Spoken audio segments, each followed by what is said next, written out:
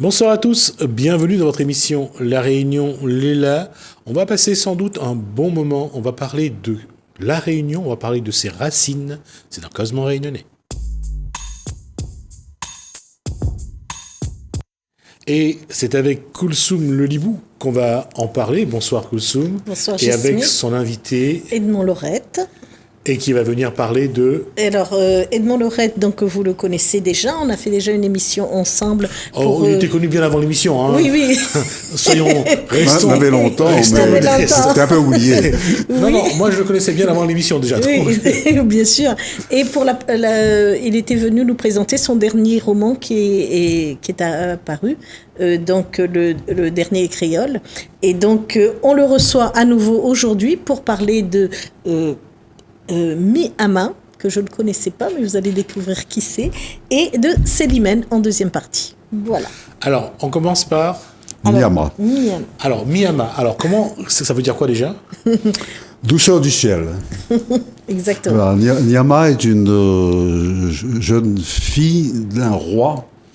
Elle va naître dans les années 1734.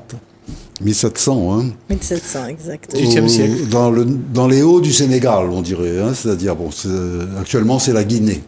D'accord. C'est le fleuve Sénégal.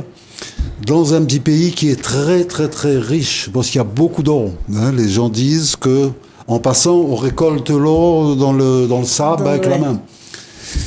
Et jadis, là, il y avait un empire, des empires. On dit que les Africains n'ont pas d'histoire, mais là, il y avait des grands empires. Oui, qu'on appelait le pays de l'or. Voilà. Et oui, parce que c'était les rives du fleuve Sénégal, il y avait l'eau, il y avait de l'or. Mais la richesse n'est pas toujours un bon moyen de maintenir la paix. Donc... ça crée plutôt la guerre. L'empire, oui, ça dépasse. Donc, on est vers 1700. Ces empires n'existent plus. Et les grands royaumes se sont scindés en tout petits royaumes.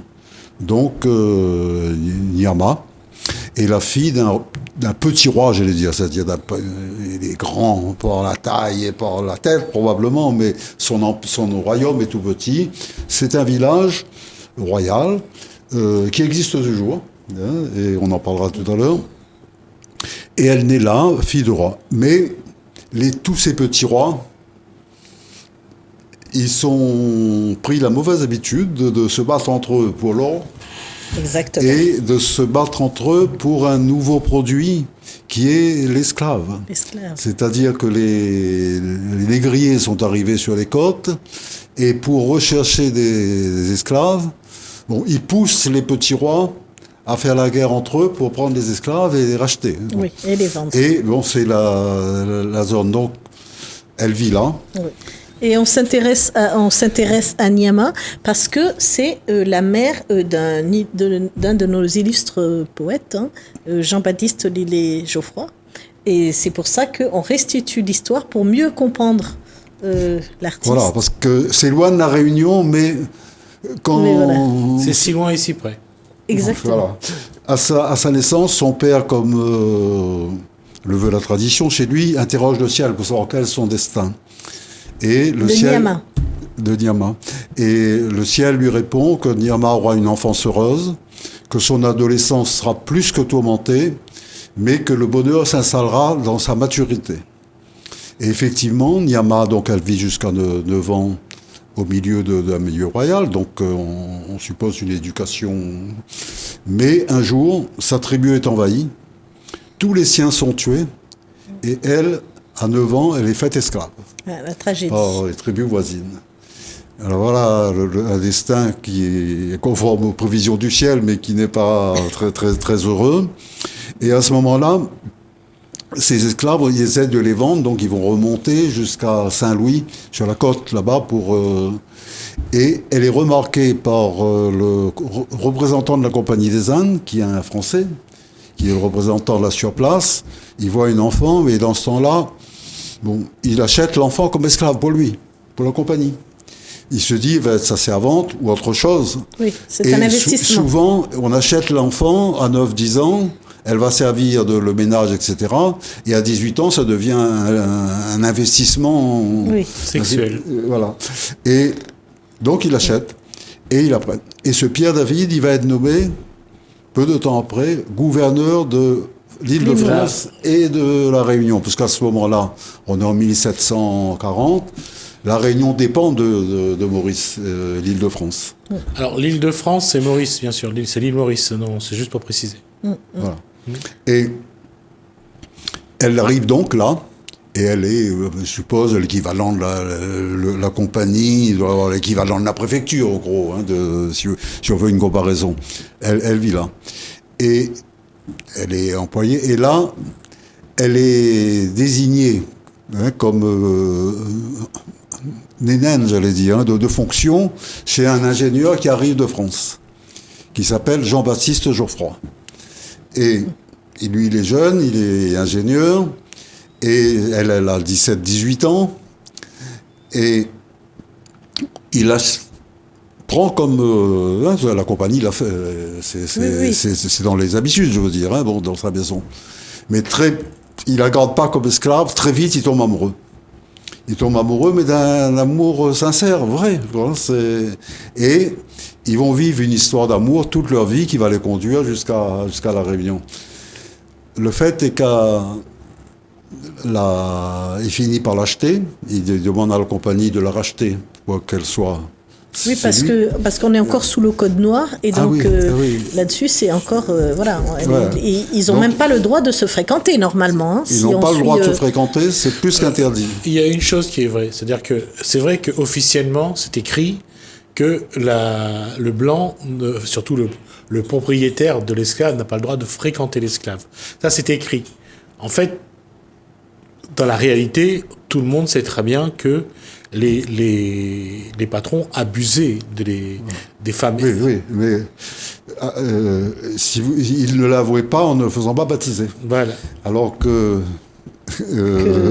pour Niama, Niama et son père, Jean-Baptiste Geoffroy, pas Jean-Baptiste Lillet Geoffroy, Jean-Baptiste Geoffroy, c'est le père de l'autre.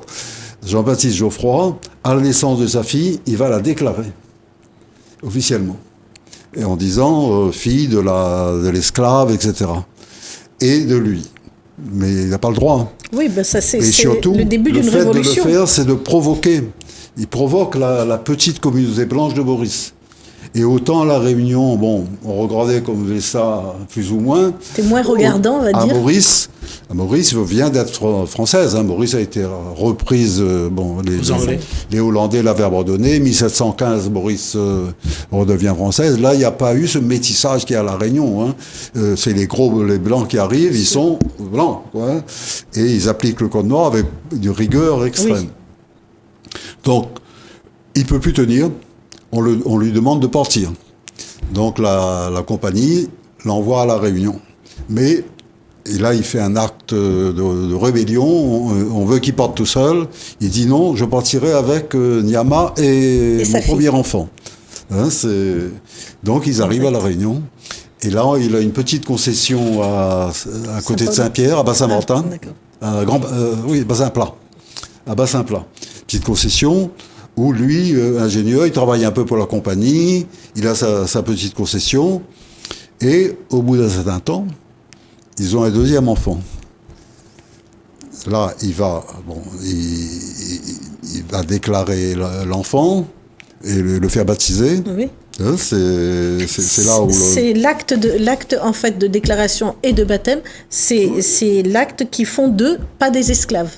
Donc, voilà, c'est l'histoire est faite à partir de là. Voilà, l'histoire, elle commence comme ça. Et du coup, elle n'est plus esclave, mais est-ce que de ce fait, elle devient libre de couleur ou est-ce qu'il faut encore acter quelque chose? Non, elle est toujours esclave. Elle est toujours esclave. Donc, son enfant peut naître esclave. Oui. Alors, pour éviter ça, son père va l'affranchir. D'accord. Et donc elle sera affranchie et comme ça on peut lire au curé. On trouve toujours ça dans nos archives. Hein, ça se passe à côté de l'église de Saint-Pierre, la vieille cure. Là, c'est l'un des bâtiments les plus anciens de l'île. Hein. Sur le registre, le vieux curé d'Esbeur, il s'appelait comme ça, inscrit fils de Niama, négresse de Guinée libre. Pourquoi il peut inscrire des graisses de quinoa libre? Parce que 1 heure avant, Jean-Baptiste Geoffroy est allé faire un acte pour donner pleine et entière liberté à la nommée Nyama, son esclave, pour qu'elle puisse jouir des privilèges. Donc, ok, d'accord. son fils naît, mais il va être libre de couleur, il va pas être, il va pas être non plus avoir la liberté, mais il naît d'une mère qui a été libre de couleur. Donc c'est un premier point.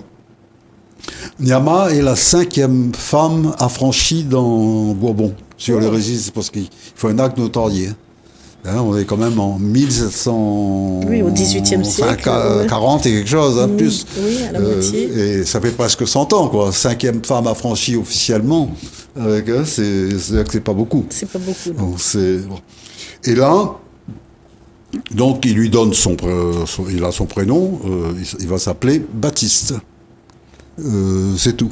Le fils. Oui. Donc Jean-Baptiste, pardon. Jean-Baptiste. Et puis la suite se mettra après. Donc il continue. Bon, il aura d'autres enfants, hein, mais à un moment, le père veut reconnaître ce fils-là. Il peut pas le faire au nom de la loi. Et il veut faire quelque chose pour lui, quelque chose.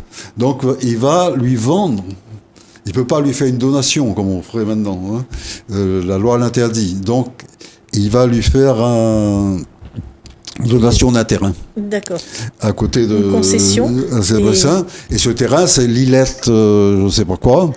Et on va prendre l'habitude de l'appeler Jean-Baptiste Lillette. D'accord. Voilà, comme là, à partir de ce moment-là, lui, il s'appelle Jean-Baptiste Lillette, entre guillemets, comme un, pas un boucatage, mais comme on donne les surnoms ici. Hein. Oui, parce que comme avant, on donnait le prénom et après on donnait le lieu où habitait la personne. Exact. Le prénom et le lieu. Voilà. Donc c'est... Oui, ben ça, je savais pas exactement. Non, c'est dans les villages de France. Jean de si on regarde ce qu'a écrit Pagnol, c'était Jean de Florette. Sa mère s'appelait Florette. Voilà. D'accord ? Voilà, c'est pour se situer. Là, c'est le nom de la mère. Donc, là, il est élevé. Bon, son père l'élève, lui-même, il fait l'éducation, hein, mais il lui apprend les sciences, il lui apprend des choses qu'on n'imagine pas à cette époque.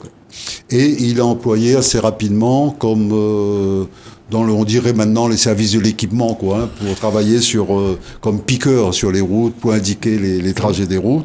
Oui. Alors, je suis désolée parce que le temps passe et on va enchaîner sur Célimène parce qu'on pourrait rester, à moins que vous avez encore juste quelque chose à rajouter. On peut vous écouter, sinon on va... Juste dire que, on arrive au temps de la Révolution et son père va profiter d'un 1789, on ne sait pas trop quoi faire. On refuse l'abolition de l'esclavage, hein, la première assemblée. Et il y a aussi cette démarche qui est faite auprès de Napoléon. Napoléon va l'accepter d'abolir l'esclavage vers 1802, je crois, et il va le restituer en 1804.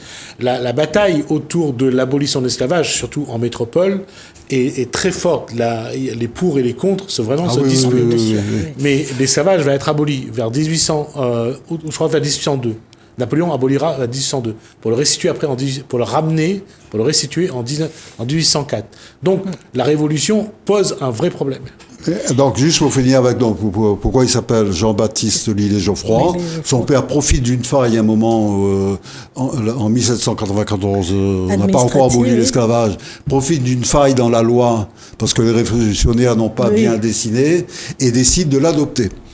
Hein, il le fait, je crois, comme ça, à la Réunion. Donc, son fils devient Jean-Baptiste Lillet-Geoffroy. Et il le fait bien puisque Jean-Baptiste Lillet-Geoffroy va devenir le premier libre de couleur métisse à être à l'Académie des sciences, avant les Antillais. Oui. Hein, on pourrait être étonné qu'il n'y a pas parce que dans ce domaine-là, ils ont fait fort. Hein. Donc c'est le premier libre de couleur, le premier noir, on dirait maintenant, à être à l'Académie des sciences à Paris et connu dans le monde entier. Et voilà. Voilà. Ah, donc là, on va remonter le temps. Donc, on va quitter ce 18e siècle, même si on a encore beaucoup de choses à dire. Et on arrive au 19e siècle et on va s'intéresser à aussi une femme forte, une femme avec une histoire quand même aussi... Il est important que les Réunionnais sachent que dans notre histoire, il y a eu des personnages importants qui ont marqué la Réunion, qu'elles ont su faire malgré des circonstances contraires extraordinaires. Nyama, c'est une histoire d'amour extraordinaire, une bretesse. Oui. Celle de Célimène, c'est l'histoire du combat d'une femme qui, elle aussi, va naître d'une mère esclave. Hein, alors, sa mère est esclave et elle est vendue à un moment par un riche de Saint-Pierre, un certain Dejean, un certain monsieur Dejean. Mais on était un peu étonnés parce que dans l'acte de vente, il est marqué sous promesse que M. Dejean l'affranchisse et reconnaisse ses enfants et l'épouse. C'est un peu comme si dans une famille on voulait régulariser quelque chose. Hein, ça sent la fille enceinte. Et il le fera effectivement quelques années plus tard. Là, on est en 1809. La Réunion est anglaise. Oui. Hein, la Réunion est anglaise parce que on ne s'appelle pas la Réunion ni Bourbon. On s'appelle l'île Napoléon. Hein, c'est depuis 1803 jusqu'à 1810, on est l'île Napoléon. Et né là donc. Un milieu ex-esclave devient une femme de couleur libre, un enfant qui naît là aussi dans un milieu, il n'y a pas d'école non plus, on n'imagine pas comment. Eh bien, il se fait que probablement le monsieur Dejean, qui avait déjà acheté cet esclave à quelqu'un de très riche, il connaissait tous les sucriers. Et son milieu là est un milieu où son enfant va apprendre. Elle apprend, et elle va maîtriser plus tard l'écriture. L'écriture, les lettres, parce que Célimène, on la connaît plus pour ses chansons parolières. On la connaît bien aussi parce qu'on a ce fameux prix, Célimène. Oui, elle va se révéler dans les années 1830. Elle n'a pas encore les droits, parce que les libres de couleur, là, ils vont avoir tous les droits à partir de 1832-33. Elle va se révéler, là, elle va se marier avec un gendarme. Gendarme, oui. Hein, M. Gorieux, qui était dans la région de Saint-Paul. Et avec lui, ils vont s'installer sur la route de la Saline, dans les Hauts, pour créer une auberge pour Maréchal Ferrand. Ouais. Si à l'époque, il n'y avait pas le Cap Laoussé était fermé. Donc pour aller à Saint-Leu, il fallait monter par Trois-Bassins, redescendre par Colimaçon. À la Saline, là, on réparait les fers des chevaux, les casseroles. On changeait de charrette. Voilà, les services publics, c'était des carrioles avec 6 personnes. Pour transporter, là, on allait comme le bus actuellement, quoi. Et donc il s'arrêtait, et c'est ce maréchal Ferrand-là qui avait tous les succès, tous les autres. Mais on croyait que c'était lui, mais c'était pas pour lui, c'était pour Célimène, parce que Célimène s'était mis avec sa guitare à composer, elle composait des vers et elle chantait. Elle chantait, oui. Mais pas n'importe quoi, je veux dire, hein, c'est elle moucatait. Elle moucatait les satires, puissants, oui. les riches, les gens qui passaient, un chansonnier. Et on en parlait tout à l'heure, on a cherché tous les deux si, à ce siècle-là, à cette époque-là, il y avait une femme en France qui faisait ce métier-là, il n'y en avait pas. Moi, je n'ai pas trouvé, en tout cas, sur Internet, j'ai cherché, j'ai pas trouvé. Moi, j'ai bien cherché. Hein, il n'y a personne qui n'est retenu par l'histoire en tant que chansonnière de ce niveau à cette période-là. Et si bien que ça devient son auberge dans le Trois-Bassins devient le centre du monde. Tous les gens qui sont de passage à La Réunion, les grands savants, vont pas chez elle. Oui. Elle entretient une correspondance avec un des plus grands scientifiques, un certain monsieur Simonin, Louis Simonin, qui était un ingénieur des mines, qui est écrivain, qui écrit des dizaines de livres sur tout le monde entier, qui voyage dans le monde, qui est appelé partout. Et il vient ici à La Réunion, il va au volcan, Et il envoie un échantillon. Il est tellement bien accueilli par Célimène qu'il lui envoie un échantillon de pierre en remerciement. Et Célimène lui répond: je te remercie, mon cher voisin, de la roche que tu m'as envoyée. Je vais bien la conserver. On ne jette pas tous les matins d'aussi jolies pierres dans mon jardin. Bon, c'est joli. C'est joli comme. Bon. Alors, si on a encore un peu de temps, je vais vous faire lecture un peu de ce qu'elle écrit, Célimène, parce que Célimène est son testament. Oui, le testament. Un peu, c'est pas le testament de Villon, mais ça a un côté satirique aussi. Je suis cette vieille Célimène, très laide, mais non vilaine, cette infortunée créole qui n'a pu aller à l'école, légère en conversation, mais très posée en action. J'ai la tête remplie de vers, je l'ai fait à tort et à travers. Trop froissée, je satirise un impoli qui me ridiculise, mais jamais je ne me déguise. Quand je l'habille largement à ma guise, si je le bijote, le chante et le bouscule, et fait connaître son ridicule, il faut que celui qui avance recule, reste honteux ou gobe la pilule. Je respecte la vraie dévote et crains beaucoup la gigote. Avec les sots, je suis sotte. Avec les fous, je fais la folle. Je me perds jamais la boussole pour éviter les avaries, les gros, les petits, les grands, blancs, noirs et gris sont mes amis. J'aime et j'admire l'aristocratie, respecte et plains la démocratie, mais j'appartiens à la dernière, quoique je chéris la première, car ma vie n'a pas été que fleur. Et dans mes plus grandes douleurs, les mains de toutes les couleurs sont venues essuyer mes pleurs. Alors là, c'est très très très fort. C'est une femme qui a inspiré Albani, qui est le symbole de la poésie et de la culture populaire, oui. C'est ça, et qui est unique dans sa capacité d'exister en cette période. Alors, sur le site, donc là je voudrais faire une annonce si on peut, sur le site du prix de Célimène, on va reprendre un peu, et je l'ai fait à tort et à travers, donc on va extraire de ce testament quelques mots, et ils disent...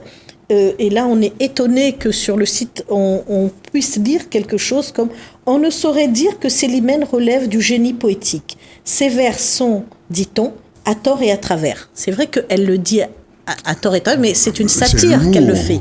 Voilà. Sans césure, sans élision, il rime seulement pour l'oreille. Donc pour un aussi grand prix, alors si ils peuvent nous entendre, essayons de changer un peu ça et de mettre quand même autre chose, parce que c'est un prix qui est important, ce prix Célimène. Il faut le dire qu'au niveau national, un grand commentateur l'a reconnu comme étant un ancêtre du rap. Oui. On essaierait. Alors, merci Edmond Lorette pour toutes ces informations. Merci également à Kulsum Lelibou pour également toutes ces informations. En tout cas, on voit bien que la Célimène mérite encore, on aura l'occasion d'y revenir, en tout cas, plus en détail, avec Edmond Lorette et avec bien sûr Kulsum Lelibou. On va profiter, en tout cas, pour se donner les moyens d'en parler et de revenir sur cette femme qui, d'une façon ou d'une autre, a marqué son époque et marque la Réunion. Merci à vous deux. Merci, on marque une pause, on se retrouve juste après.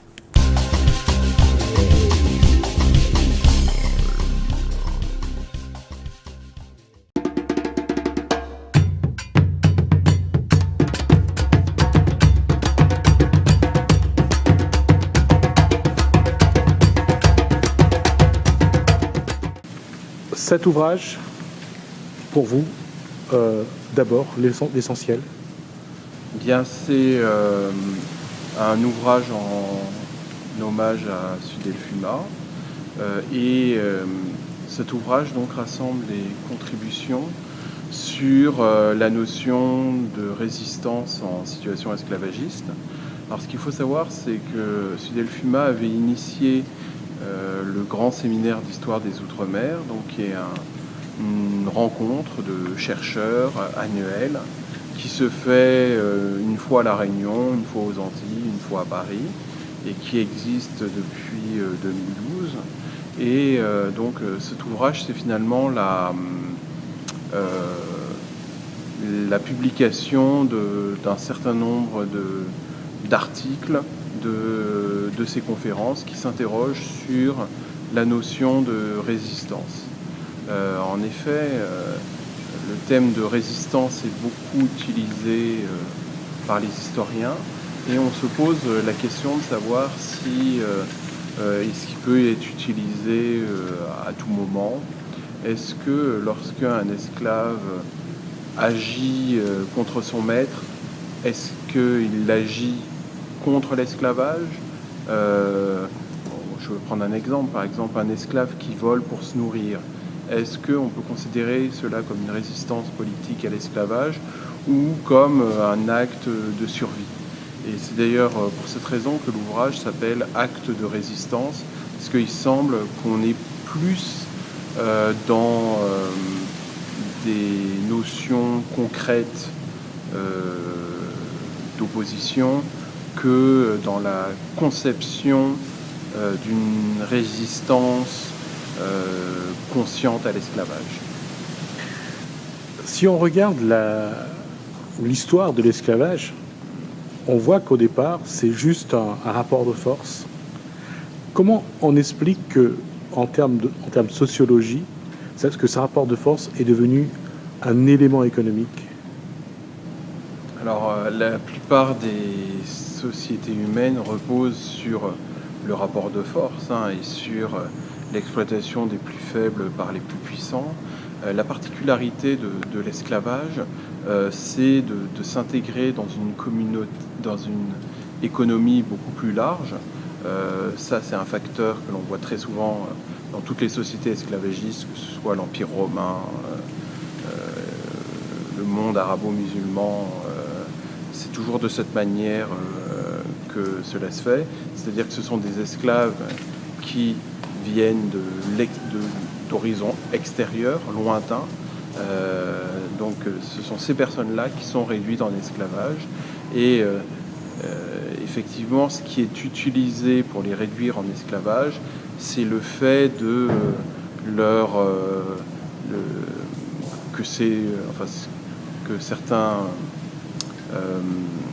anthropologues appellent donc l'étranger ultime, et on profite de cette situation pour réduire donc des hommes à l'exploitation la plus totale. Mais il y a quand même des similitudes avec des situations bien présentes, notamment lorsque on voit le recours au travail clandestin de personnes qui sont sous-payées. Alors ce n'est plus de l'esclavage, mais c'est toujours, une fois de plus, des personnes qui viennent de très loin, qui sont exploitées. On voit dans la posture de Sudelfuma, justement, cette volonté de montrer que ce soit à l'époque de l'esclavage ou aujourd'hui, on a usé et abusé de ces systèmes-là pour assouvir le peuple plus faible.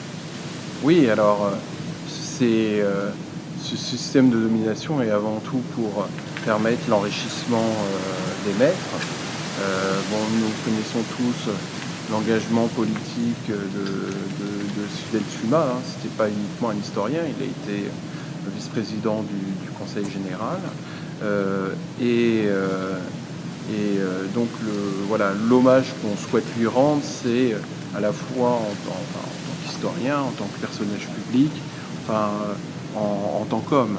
Et c'est sûr que le message qui se dégage de nos travaux, c'est une volonté de remettre en cause ces systèmes de domination des plus faibles par les plus forts. Comment vous, en tant que maître de conférence, vous expliquerez, vous analyserez cette volonté qu'il avait de vouloir mettre en avant l'identité réunionnaise parce que l'esclavage pour lui était un des piliers de cette entité? Alors, moi je l'ai vu à travers ce qu'il a fait. Et je pense qu'au-delà de l'identité réunionnaise, il est responsable de la chaire UNESCO, il avait vraiment une vision océan Indien des choses. Il organisait des colloques avec des collègues du Mozambique, de Madagascar, de l'Inde, de l'île Maurice, de la Réunion. Et donc il était effectivement très attaché à ce monde de l'océan Indien, qu'il a toujours considéré comme donc un monde qui avait de fortes connexions et dont il fallait justement renouveler les relations. Et on le voit, parfois il faut attendre le 20 décembre, mais au-delà même de ce que pouvait dire Sudelfuma, mais surtout dans ce qu'il était, c'était vraiment quelqu'un qui avait une identité très marquée de l'océan Indien. Et ça, aujourd'hui, est-ce que c'est une chose qu'il faut mettre en avant? Parce que entre les îles des Mascareignes ou bien l'archipel des Comores ou des Seychelles, on voit que les connexions se mettent en place. Comment faire en sorte aujourd'hui pour que l'identité de l'océan Indien ou de la Réunion ait sa place dans cette mondialisation? Bien, la question est très vaste. Maintenant, je me contenterai uniquement de la question en histoire. C'est important que l'histoire de l'océan Indien soit connue, ne serait-ce que sur l'histoire de l'esclavage. Vous voyez, on a tendance à dire traite transatlantique, mais en ce qui concerne l'océan Indien, la traite des esclaves, c'était une traite dans l'océan Indien. Donc l'Atlantique, là-dedans, on avait été quand même très éloigné. Et donc, il y a vraiment effectivement une défense des spécificités de cet esclavage dans l'océan Indien. Ce qu'on sait par exemple, c'est que les navires qui faisaient la traite dans l'océan Indien transportaient beaucoup moins d'esclaves que les navires la faisant dans l'océan Atlantique, mais aussi transportaient des bœufs, transportaient du riz venant de Madagascar par exemple. Et cette traite s'inscrivait dans des circuits vraiment très localisés. Vous voyez, par exemple, on ne peut pas parler de commerce triangulaire lorsqu'on parle de la traite dans l'océan Indien. Et pourtant, je crois que c'est ce qu'on apprend aux élèves. C'est une traite en droiture. Les navires partent directement de la Réunion ou de l'île Maurice pour aller s'approvisionner à Madagascar ou au Mozambique ou à Zanzibar. Donc voilà, il y a une responsabilité des chercheurs, des universitaires pour faire avancer cette histoire de l'île de la Réunion, mais voilà, connectée avec l'ensemble de son bassin océanique.